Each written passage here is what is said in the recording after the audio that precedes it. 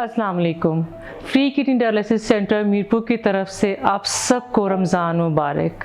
अल्लाह करे कि ये महीना सब के लिए रहमतों और बरकतों वाला हो और बहुत सी खुशियाँ लेकर आए सब के लिए, आमीन। ख़ास तौर पर कोविड-19 जैसी वबा का ख़ात्मा हो इस माह रमज़ान में, हम सब की दुआ है। और मुझे आपसे एक रिक्वेस्ट करनी थी आज कि जब भी आप चैरिटी करें तो हमारे फ्री किडनी डायलिसिस सेंटर को मत भूलें। और एक और रिक्वेस्ट है कि जब आपके इर्द गिर्द बहुत से लोग चैरिटी करते हैं तो आप उनको भी मोटिवेट करें कि वो ज़्यादा से ज़्यादा जो सदक़ात हैं वो इस सेंटर को दें, क्योंकि एक हम लोग माह रमज़ान में दूसरे महीनों की निस्बत ज़्यादा चैरिटी करते हैं।